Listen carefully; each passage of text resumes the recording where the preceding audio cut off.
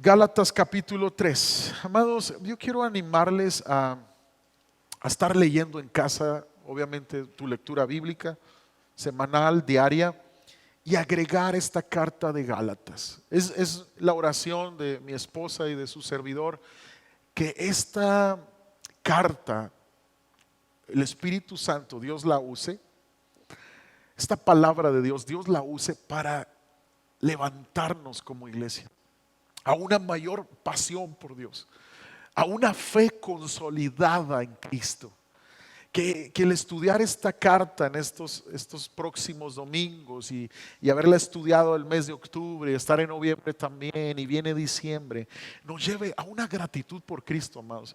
Porque estaríamos en un error si la gracia del Evangelio y conocer la gracia del Evangelio nos lleva a una vida ociosa, sin dar fruto para Dios.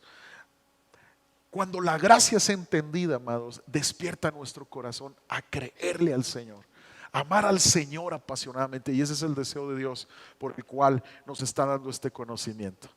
Amén. Y entonces hoy vamos a hablar de cómo podemos cambiar. ¿Cómo podemos cambiar como personas de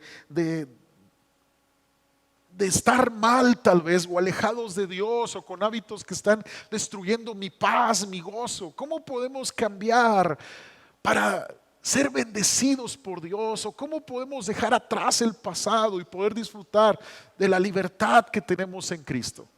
Por eso estamos llamando a estos mensajes cómo podemos ser libres, y hoy vamos a hablar de la ley en la vida del cristiano. Y cuando me refiero de la ley, vamos a hablar de los 10 mandamientos.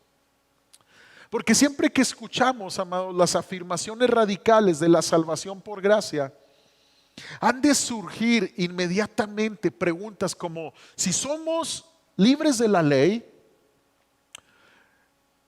¿eso quiere decir que no tenemos que obedecer la ley de Dios? ¿Eso quiere decir que los 10 mandamientos ya no tienen peso en la vida del cristiano? Entonces, si soy salvo por el sacrificio de Cristo y no por mis obras, ¿por qué debería de luchar por vivir una vida justa delante de Dios o santa delante de Dios? ¿Tengo alguna obligación de guardar la ley de Dios? ¿Por qué la tengo?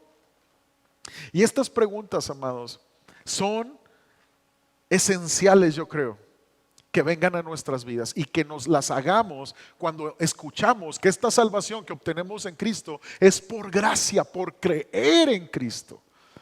Ahora, esta pregunta nos lleva también a preguntarnos, por ejemplo, entonces, ¿cómo debo tratar a mi cónyuge? ¿En qué debo gastar mi dinero? ¿Qué atajos puedo hacer en mi trabajo entonces? ¿Por qué? Porque al escuchar del amor de Dios siempre nos vamos a esta pregunta. Entonces, ¿debo de cumplir los 10 mandamientos? ¿Debo de tener la ley en mi vida? Y hoy vamos a estudiar esto. Porque en el transcurso de la carta de Gálatas, amados, Pablo ha establecido y ha defendido la doctrina principal, que somos justificados por la fe en Jesucristo. Él está contrarrestando la mala doctrina de algunos falsos maestros que aseguran que somos aceptables delante de Dios cuando guardamos algún ritual de la ley o por guardar la ley. Entonces Pablo aborda aquí este asunto tan crucial, porque todo buen lector de la carta de Gálatas se pregunta esto. Entonces, la ley de Dios, ¿qué lugar ocupa en mi vida? La ley de Dios, ¿qué lugar ocupa en mi rutina diaria? Y Pablo comienza dando un ejemplo en el versículo 15 de Gálatas 3. Dice: amados hermanos, el siguiente es un ejemplo de la vida diaria. Así como nadie puede anular ni modificar un acuerdo irrevocable, tampoco en este caso. Fíjate cómo Pablo está dando un ejemplo, un testamento. La Reina Valera habla de un pacto. Y Pablo está diciendo y quiere enfatizar lo que la ley no hace. Así que toma este ejemplo y él muestra que los contratos humanos, amados, son irrevocables. Y él da el ejemplo de testamento, de un testamento. Cuando una persona hace su testamento, se ratifica, nada lo puede romper. Nada. Y esto es un buen ejemplo, amados, porque una vez que un testamento está legalmente hecho, lo consideramos obligatorio. Entonces, sin importar los cambios que se puedan dar en las condiciones, así sucede con las promesas de Dios. Y Pablo está apuntando a la promesa de Dios, que Dios le hizo a Abraham en Génesis capítulo 12. En ti serán bendecidas todas las familias de la tierra. En Cristo, que nacería de la descendencia de Abraham. ¿Cómo? Un hombre anciano, un hombre de edad avanzada, con una mujer estéril también de edad avanzada. Sí, de una manera sobrenatural Abraham tendría descendencia, y no solamente vendría una gran nación. Esa gran nación sería una gran nación porque vendría el Mesías esperado al mundo. Entonces la promesa, amados, no es invalidada por la ley que vino 430 años después de esta promesa de Génesis capítulo 12. Por ejemplo, te voy a dar este ejemplo. Si una mujer le deja más dinero a su hija pobre que a su hija rica, y ese documento legal será de cumplimiento obligatorio, incluso, amados, si la hija rica llega a hacerse pobre. ¿Por qué? Porque ya estuvo el acuerdo, ya estuvo firmado, ratificado. Si pierde toda su riqueza un día, la hija que era rica, después de la muerte de su madre, el testamento se mantiene a pesar de las nuevas circunstancias. Y Pablo sabe que algunos podrían advertir que la ley de Moisés vino 430 años después de la promesa dada a Abraham. Y Pablo está diciendo, la promesa precede a la ley. La promesa es el testamento que Dios dio. Es el pacto que Dios tuvo con Abraham, de que en su descendencia vendría Jesucristo, y todas las familias que vinieran a Jesucristo serían restauradas, serían transformadas y recibirían la vida plena en Jesucristo. Entonces la promesa, amados, precede a la ley. Mira el verso 16 lo que dice: Dios ha dado las promesas a Abraham y a su hijo. Y noten que la escritura no dice a sus hijos, como si significara muchos descendientes, más bien dice a su hijo. Y eso sin duda se refiere a Cristo. Lo que trato de decir es lo siguiente: el acuerdo que Dios hizo con Abraham no podía anularse 430 años más tarde, cuando Dios le dio la ley a Moisés, porque Dios estaría rompiendo su promesa. La ley de Dios, amados, la ley que Dios le dio a Moisés no anula el pacto que Dios había ratificado previamente. Tú puedes confiar en el carácter de nuestro Dios, que todo lo que Él promete en su palabra, Él lo hará. Si la ley anulara la promesa de creer para ser justificados, si la ley fuera un método de salvación, Dios estaría cambiando de opinión. Y tú y yo adoramos a un Dios que no cambia de opinión. Él te ama pese a las circunstancias que tú puedas estar pasando. Si tú has puesto tu fe en Jesucristo, tú puedes estar seguro que la promesa de Dios se cumplirá en tu vida. Aunque no vean estos ojos, tú y yo andamos por fe y no por vista. ¿Alguien dice amén a eso? Dale un aplauso al Señor, por favor.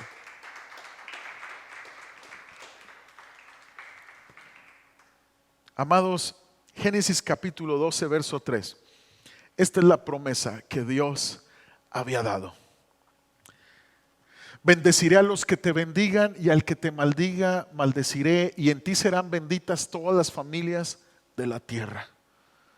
En Abraham serían benditas las familias de la tierra. ¿Por qué? Porque se refiere a Cristo, a Jesucristo. Amados, y este es un argumento poderoso. Si la ley de Dios llegó como un medio de salvación, implica que Dios cambia de opinión. ¿Estamos de acuerdo? Y Dios no cambia de opinión. Significaría que Dios decidió que no necesitábamos un Salvador y que Él daría su bendición sobre la base del cumplimiento de la ley, no de la promesa.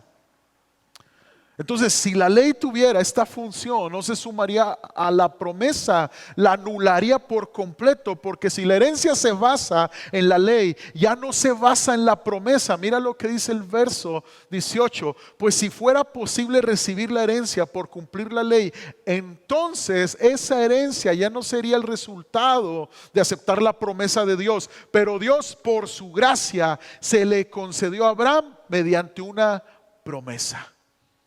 Amado, si yo te doy algo porque lo he prometido, no es por tu cumplimiento, es porque te hice una promesa, es por mi cariño que te tengo. Pero si yo te doy algo, escucha bien, por tu cumplimiento, no es por una promesa que yo te haya hecho. Gálatas nos enseña que algo se recibe o por gracia o por obras. Y por obras tú y yo no podemos recibir ningún favor de parte de Dios. Porque la gracia es la que nos sostiene delante de un Dios santo, siendo aún pecadores, aceptados por gracia, participantes de toda bendición del reino de Dios para transformación de nuestra vida y bendición de nuestra familia. Y Pablo nos está llevando, amados, una vez más a Génesis 15. Cuando Abraham le pregunta a Dios, ¿cómo sabré que voy a poseerla? Y yo creo que todos nos identificamos con Abraham, porque cuando leemos la escritura y escuchamos el mensaje del evangelio y vemos las promesas de Dios para nuestra vida, todos queremos esa certeza. ¿Cómo sabremos?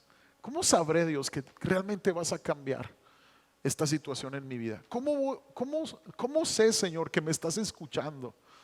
¿Cómo sé, Dios, que realmente estás caminando conmigo y me vas a bendecir? Pues Abraham, después de escuchar esta promesa, dice Génesis 15, verso 8, dice, y él respondió, Señor Jehová, ¿en qué conoceré que la he de heredar? Y Dios le dice algo que es algo extraño, pero te voy a explicar por qué. Le dice, trae una ternera, una cabra, un carnero, una tórtola y un pichón de paloma. Y Abraham sabe qué hacer con ellas. Él las parte por la mitad. Puso una mitad frente a la otra, dice el verso 10. Dice, verso 10 de Génesis capítulo 15. Y tomó él todo esto y los partió por la mitad y puso cada mitad una enfrente de la otra, mas no partió las aves. Verso 11 dice, y descendían aves de rapiña sobre los cuerpos muertos y Abraham las ahuyentaba. Dios estaba haciendo un pacto con Abraham, amados. Y me encanta esta frase, que descendían aves de rapiña sobre estos cuerpos muertos, que tenía un propósito. Y Abraham las ahuyentaba. ¿Cómo es importante que tú y yo ahuyentemos todo aquello que quiere robar nuestra fe en el Señor, nuestro compromiso con Jesucristo? Que renunciemos a todo aquello que quiere estorbar entre esta bendición, entre esta relación de Dios con nosotros por gracia. Es bien importante. Y a nosotros esto nos parece raro, amados, pero en los días de Abraham esto era la manera en que se firmaba un pacto. En los días de Abraham, cada persona que hacía un pacto pasaba entre las mitades de los animales, amados. Y era una manera muy gráfica para los que entraban en el pacto de decir, si rompo este convenio, si yo me atrevo a romper este pacto que yo sea cortado y aislado, merezco morir así como estos animales. Por eso Abraham hace esto. Porque era la manera en que había un acuerdo en este pacto. Y lo que es asombroso, amados, de Génesis 15, en el pacto entre Dios y Abraham, es que Abraham nunca camina entre los animales. Abraham cayó en un profundo sueño. Mira lo que dice el verso 12, mas a la caída del sol sobrecogió el sueño a Abraham. Y aquí que el temor de una grande oscuridad cayó sobre él. ¿Sabes qué cruza por en medio de los animales? Dice el verso 17 que cruza en medio una hornilla humeante, una antorcha encendida. Algo sobrenatural comienza a pasar en medio de los animales, entre las mitades de los animales encendida, pasaba entre los animales descuartizados. ¿Qué es este fuego extraño? Nos podemos preguntar. Qué raras cosas dice la Biblia, sobre todo el Antiguo Testamento. ¿Qué es este fuego extraño? Amados, es Dios. Dios mismo está pasando entre estos animales, diciéndole a Abraham: este pacto que hago contigo no depende de tus fuerzas, por eso te dormí, porque este pacto depende de mi amor por ti, de que lo que yo prometo lo cumplo. En esta relación con Jesucristo, amados, Él es el fuerte, el que nos sostiene, el que nos ama, el que nos abraza, el que nos consuela y nos lleva a aquel lugar de bendición que estamos esperando, aquella condición de libertad espiritual que todo ser humano, solo en Cristo hay libertad. La palabra del Señor dice: conocerán la verdad y la verdad los hará libres. ¿Quién es la verdad? Es Cristo Jesús. Dale un aplauso al Señor, por favor.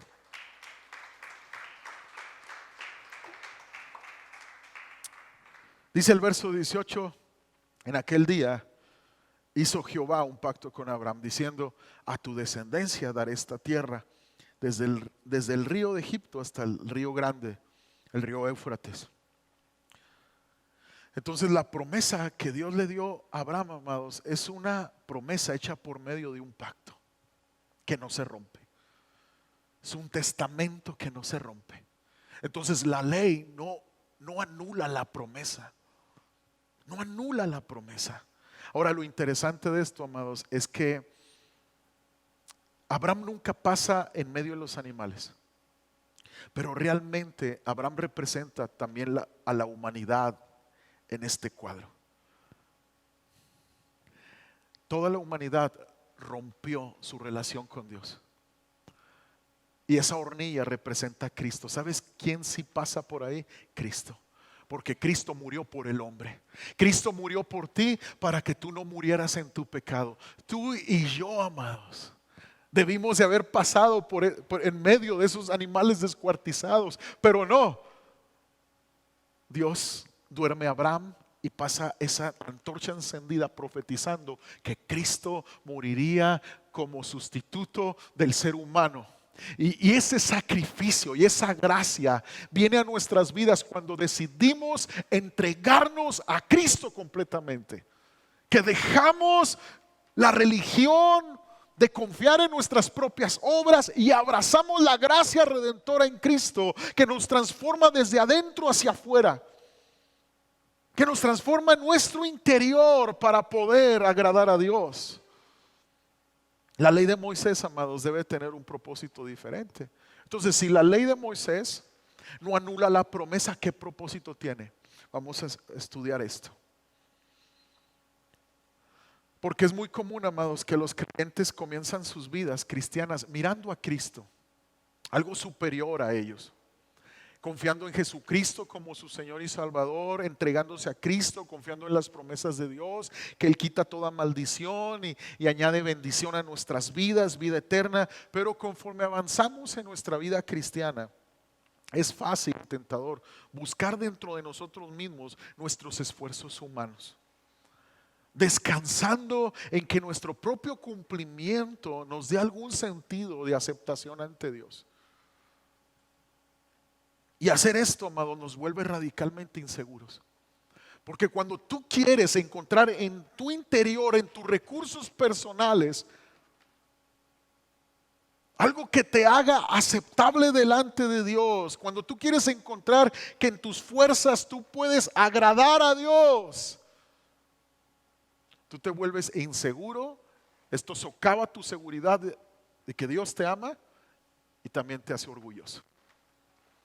Porque entonces que comienzas a ver lo que sí cumples en tus fuerzas y comienzas a sentirte superior de todos los demás, tal vez. Y la gente dice: es que no soy tan malo. Yo no he matado a nadie, yo no he robado, yo pago todo, yo jamás me he robado nada. Y la gente comienza a basar su identidad en obras. Pero la ley no tiene el propósito de salvarnos. La ley tiene el propósito en la vida del ser humano de mostrarnos nuestro pecado. Pablo quiere que los cristianos de Galacia aparten sus oídos de los falsos maestros para que así quiten sus ojos de ellos mismos y los pongan en la cruz. ¿Qué propósito tiene la ley? El propósito que tiene la ley es que apartes tus ojos de tu esfuerzo personal, de tu justicia propia y los pongas en Cristo. Porque seamos honestos, ante la ley de Dios hemos fallado.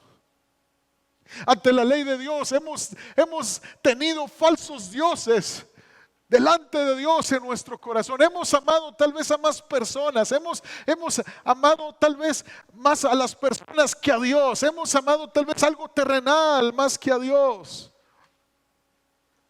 Hemos matado. Mira cómo, pastor. Jesús vino a enseñar la verdadera aplicación de la ley. No solamente el acto, sino vino a confrontar el odio en el corazón y dijo: cualquiera que odia a su hermano en su corazón es culpable de homicidio. Entonces, la ley tiene el propósito de mostrar nuestro pecado. La ley no puede coexistir con la promesa para dar bendición, amados. La ley no hace a un lado la promesa como la fuente de bendición. Israel era una nación que debía confiar en la promesa de Dios. Lo mismo aplica para el cristiano. El cristianismo no se trata de tener fe en ti mismo. Hoy en día está de moda la fe en la fe, la fe en la humanidad, la fe en el poder de la fuerza, cuando la fe en Dios es la que realmente cambia.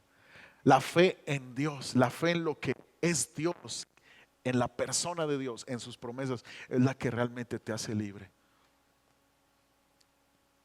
Y finalmente en el verso 19 viene el propósito de la ley. Claramente dice Gálatas 3:19, entonces, ¿para qué se entregó la ley? Fue añadida a la promesa para mostrarle a la gente sus pecados. Pero la intención era que la ley durara solo hasta la llegada del Hijo prometido. Por medio de ángeles Dios entregó su ley a Moisés, quien hizo de mediador entre Dios y el pueblo. Entonces, hasta que Cristo viniera, la ley no llegó para hablarnos sobre la salvación, amados. Vino a hablarnos sobre el pecado. Entonces, la promesa está vigente. Si crees en Dios, en su promesa que Dios le dio a Abraham, que en la descendencia de Abraham todas las familias de la tierra serían bendecidas, es decir, en Cristo, si crees en esto, serás justificado. Si crees en Jesucristo, en su sacrificio. Entonces viene la ley 430 años después, no anulando la promesa. Viene la ley para mostrarnos nuestra incapacidad de agradar a Dios, nuestra incapacidad aún de creer en nuestras propias fuerzas, nuestra incapacidad de acercarnos a Dios. El propósito de la ley es mostrar nuestro pecado delante de Dios, que somos transgresores, que somos pecadores, y no podemos ser la solución a esto, ya que somos incapaces de guardar la ley perfectamente. Y verso 20 dice: ahora bien, un mediador es de ayuda si dos o más partes tienen que llegar a un acuerdo. Pero Dios, quien es uno solo, no usó ningún mediador, amados, cuando le dio la promesa a Abraham. No había ningún mediador, porque Dios es uno, porque Dios es poderoso, porque Él es único. Si Él ha prometido salvarnos en Cristo, lo ha hecho. Tú eres salvo. Si tú te has entregado a la fe en Cristo con todo tu corazón, si tú estás buscando a Cristo, sabes que la promesa de ser santificado y transformado y ser libre de tus malos hábitos, de eso que tanto te avergonzaba en el pasado, de eso que tanto te esclavizaba al pasado, en Cristo lo recibes, porque Él es único. Dios es único. Dice el verso 20, ahora bien, un mediador es de ayuda si dos o más partes tienen que llegar a un acuerdo, pero Dios, quien es uno solo, no usó ningún mediador cuando le dio la promesa a Abraham, verso 21. ¿Hay algún conflicto entonces entre la ley de Dios y la promesa de Dios? En ninguna manera. Porque si la ley pudiera darnos vida nueva, nosotros podríamos hacernos justos ante Dios por obedecerla. Entonces Pablo regresa a la declaración con la que comenzó el versículo 19. Dios nunca tuvo la intención de que la ley impartiera vida en nosotros. De lo contrario, tú y yo podríamos ser justos por ella. Pero seamos honestos. ¿Qué te anuncia la ley? Que tú no puedes ser justo en tus propias fuerzas. Que has fallado. Que en algún punto de tu vida tú deshonraste a tus padres. Que en algún punto de tu vida tú dijiste, yo no los puedo honrar. Porque ojo con el mandamiento. Honra a tu padre y a tu madre. No dice, hónralos si hacen bien las cosas, hónralos si nunca te abandonan, hónralos si siempre te quedan bien. No, dice, hónralos. Entonces eso me lleva a la necesidad de un Salvador. Eso me lleva a la necesidad de Cristo. Verso 22 dice, pero las escrituras declaran que todos somos prisioneros del pecado, así que recibimos la promesa de libertad que Dios hizo únicamente por creer en Jesucristo. ¿Cómo puedo ser libre? Por creer en Jesucristo. ¿Cómo puedo ser libre de mi pecado, libre de mi culpa? Por creer en Jesucristo. Y este es el propósito de la ley en la vida del cristiano, amados. Nos muestra la realidad que no podemos alcanzar la voluntad de Dios en nuestros propios esfuerzos. Y la ley tiene el poder, amados, para mostrarnos que no somos justos, pero no tiene el poder para hacernos justos.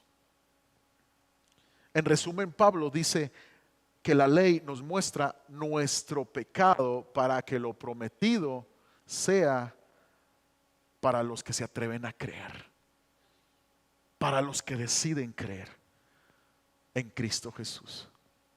Entonces la ley hace su obra y cumple su propósito en ti cuando tú estás siguiendo a Jesucristo. La ley cumple su propósito en ti cuando tú estás en Cristo Jesús, porque apunta a la promesa de Dios.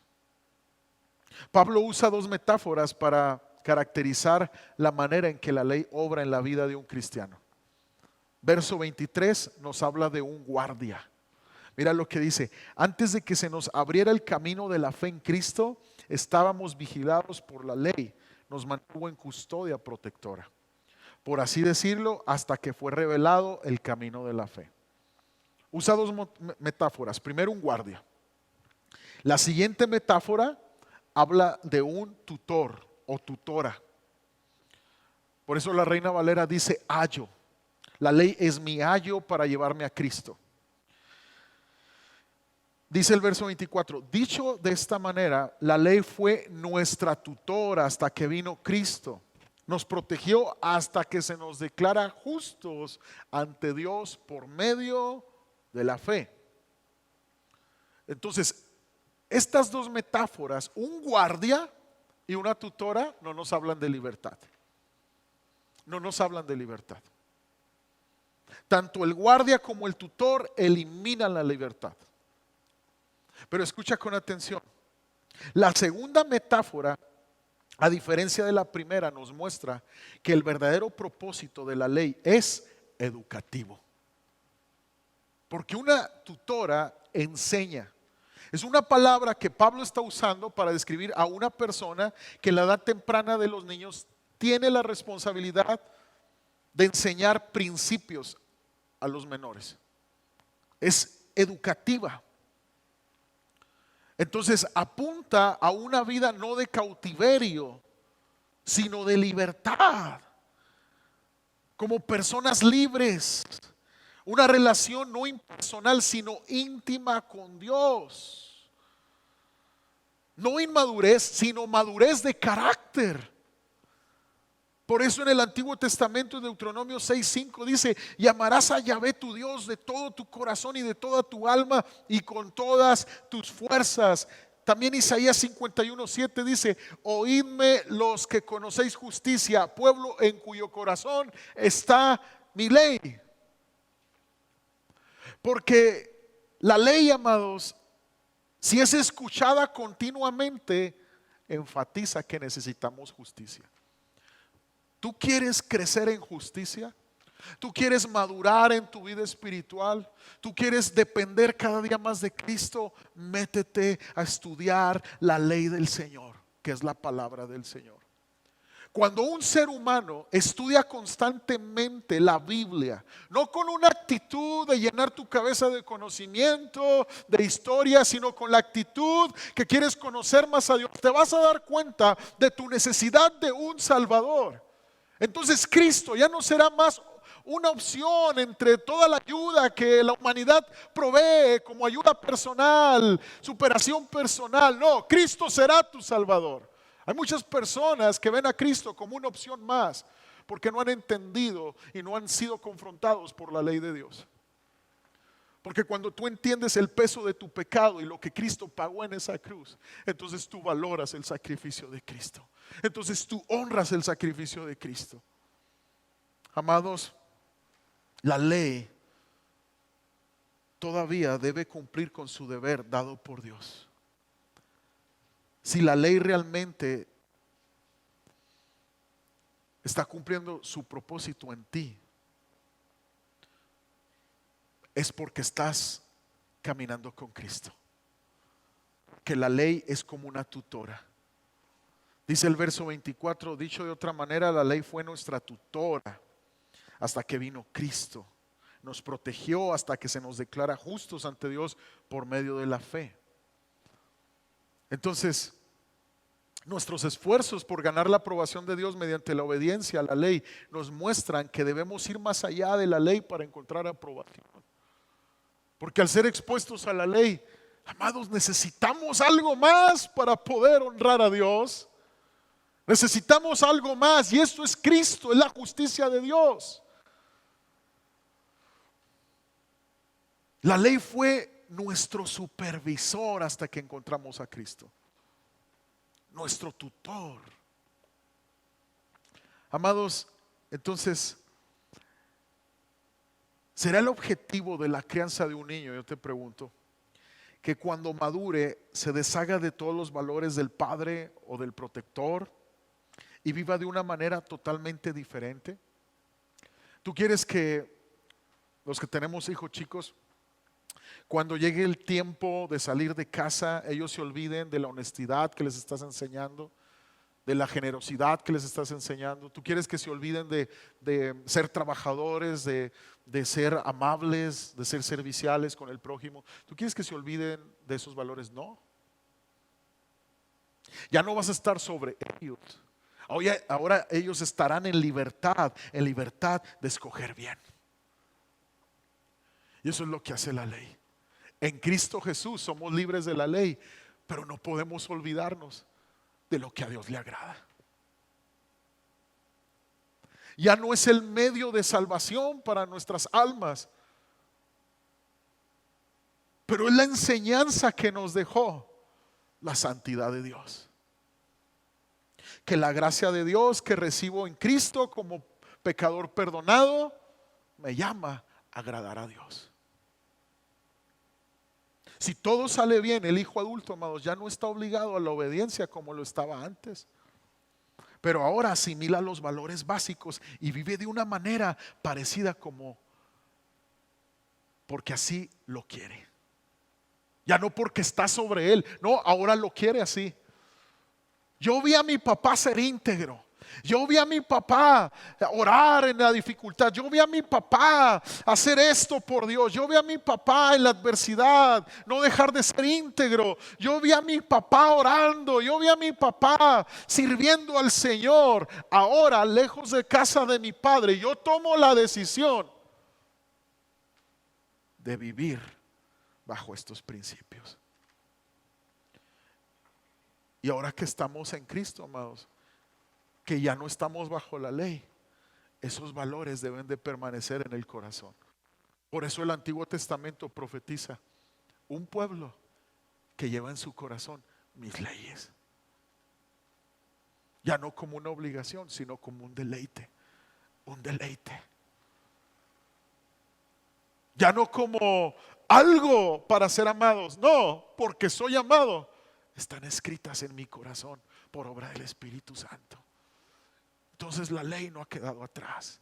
La ley me lleva a Cristo. Así que Pablo no está enseñando que ya no tenemos ninguna relación con los valores de la ley, iglesia.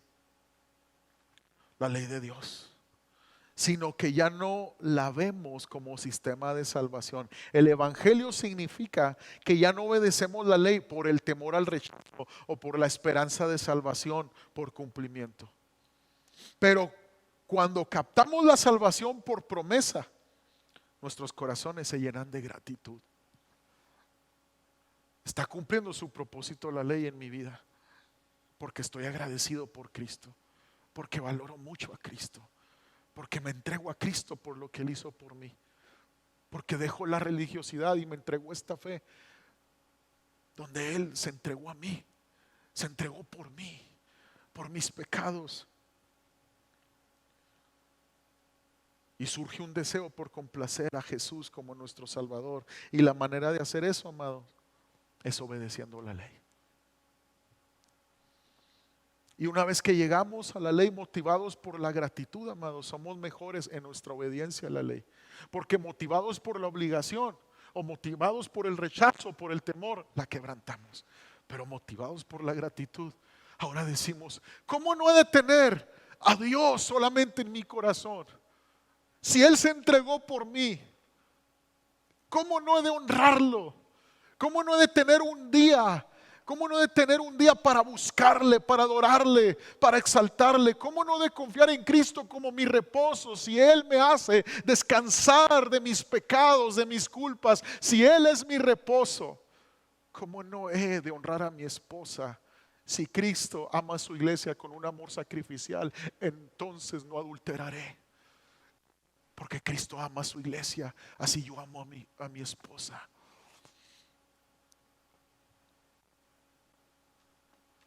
A diferencia de cuando pensamos que nuestra obediencia podría salvarnos. No. Tenemos un gran deseo, amados, de ser como nuestro Salvador. Y la manera de hacerlo es obedeciendo la ley.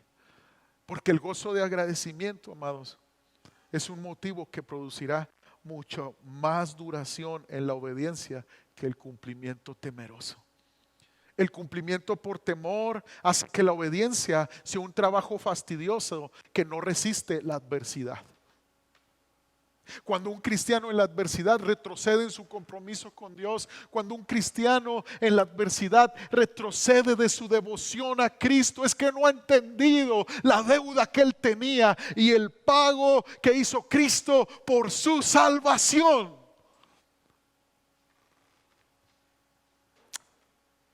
En resumen, amados, el evangelio nos permite verdaderamente honrar la ley de una forma que las personas legalistas no pueden. Porque el legalismo nos lleva a ver la ley como una obligación para ver si Dios nos acepta. No, ya Dios nos aceptó en Cristo. Ya Dios nos redimió en Cristo. Y por esa gratitud yo me deleito en la ley de Dios. Yo me deleito en honrar a mi padre y a mi madre, en perdonar a mi padre y a mi madre independientemente de su comportamiento, porque Dios me perdonó a mí. Oh, yo me deleito en no robar, confiando en Dios como mi proveedor, aún en la necesidad. ¿Por qué, amados? Porque Dios me amó a mí y Él proveyó a su Hijo en la cruz para mi bien.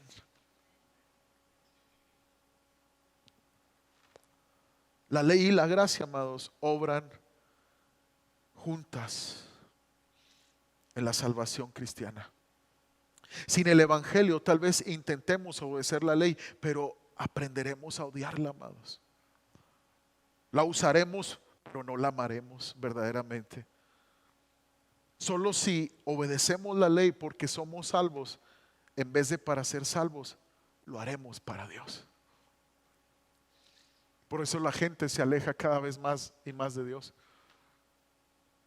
Porque no ha abrazado la aceptación de Dios en Cristo Jesús. Por eso la humanidad prefiere doctrinas de hombres, hechicería, superación personal, porque ha querido agradar y buscar a Dios a su manera, pero es a través del sacrificio de Cristo, de abrazar la aceptación de Dios en Cristo, que uno comienza a amar la ley de Dios y uno se comienza a acercar cada vez más a Dios, porque la promesa precede a la ley.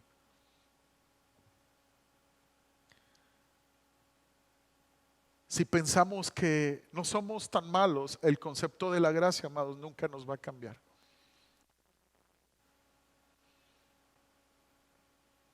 A no ser de que veamos cuán incapaces y profundamente pecadores que somos, el mensaje de salvación no será liberador ni vivificante a menos que sepamos cuán grande es nuestra deuda. No alcanzaremos a dimensionar qué tan grande fue el pago de Cristo. Termino con esto. Lucas 7, verso 47. Una gran historia en el Evangelio de Lucas. Una mujer pecadora, dice la historia, llega con Jesús. Jesús había sido invitado por un fariseo llamado Simón. Y Jesús siempre entra a una casa, sin importar que haya en esa casa. Cuando se le invita, él entra. Y él entra para restaurar. Y de repente entra una mujer, dice la Biblia, con una mala vida, en pecado, y sorprende a todos los que estaban ahí, porque comienza a llorar a los pies de Cristo, comienza a secar, a limpiar los pies de Cristo con sus cabellos, sus lágrimas, comienza a derramar un perfume sobre Cristo. Y los religiosos de aquellos días comienzan a tener en sus pensamientos: si Jesús fuera un verdadero profeta, sabría qué mujer está haciendo eso por él. Y Jesús responde, amados, con una declaración muy fuerte. Y le dice al fariseo: mira, yo entré a tu casa y no hiciste esto por mí, ni te levantaste siquiera. Y esta mujer, mira lo que está haciendo por mí. Y estas palabras del verso 47 impactan mi corazón, y yo le pido al Espíritu Santo que impacte tu vida. Dice: por lo cual te digo que sus muchos pecados le son perdonados, porque amó mucho. Mas aquel a quien se le perdona poco, poco ama. La ley, amados, nos muestra realmente somos. Y la ley también nos dirige para ver a Cristo como realmente es nuestro Salvador. Porque la ley cumple su propósito cuando yo me enamoro de Cristo, porque es mi única esperanza.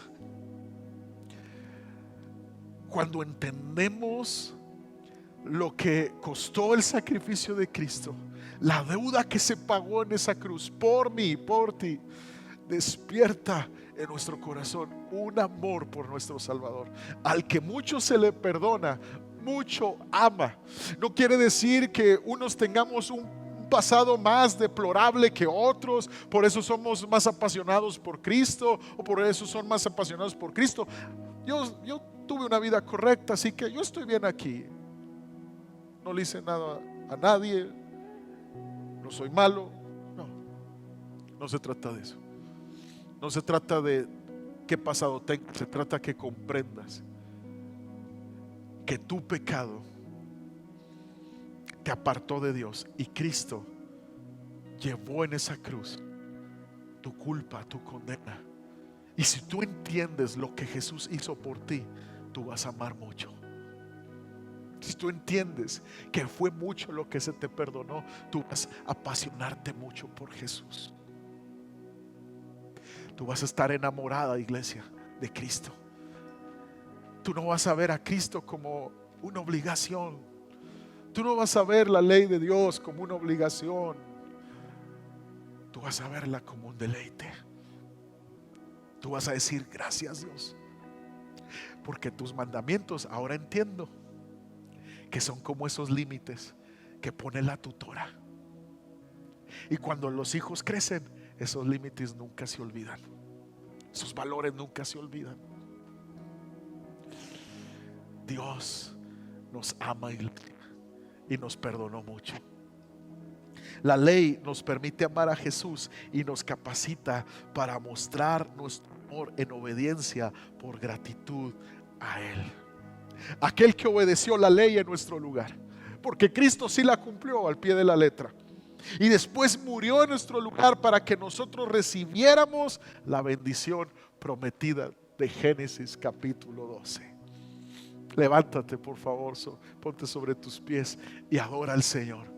Dile: Señor, hoy te doy gracias, hoy te adoro, porque mucho se me perdonó. Dios, que yo pueda amar también mucho, que yo pueda amarte más y más, que yo pueda levantar una devoción en todo lo que hago para ti, mi Dios. Vamos, dile al Señor: gracias por Cristo, gracias por este pacto que no depende de mí, Señor, porque era mi destino estar como esos animales. Porque el pecado, amados, la paga del pecado es muerte. Pero esa antorcha pasó en medio de esos animales, anunciando que Cristo pagaría por nuestro lugar para darnos vida. Vamos, adora al Señor. Adora, levanta tus manos y adórale. Dile: gracias por Cristo. Gracias por Cristo. Gracias por Cristo. Gracias, bendito Señor. Al que mucho se le perdona, mucho ama. Dile: Señor, que yo pueda ser de los que aman mucho, que yo pueda ser una iglesia apasionada por ti, que la gracia no me haga ligero, que la gracia me lleve a amar tu ley, amar tus mandamientos. Oh Señor, que con la ayuda de tu Espíritu Santo yo pueda vivir agradándote, Señor, en el nombre de Jesús, en el nombre de Jesús. Vamos, iglesia, dile al Señor: crea en nosotros un pueblo que te honre en medio de este mundo que se aleja más y más de ti. Que anunciemos las buenas nuevas y la gracia que es en Cristo Jesús, para que todo pecador, Señor, venga a Cristo, que haya abundancia de gracia para él, para ser transformado y salvado en el nombre de Jesús. Al que mucho se le perdona, mucho ama. Adora al Señor, dile: gracias. Gracias por amarme, Señor.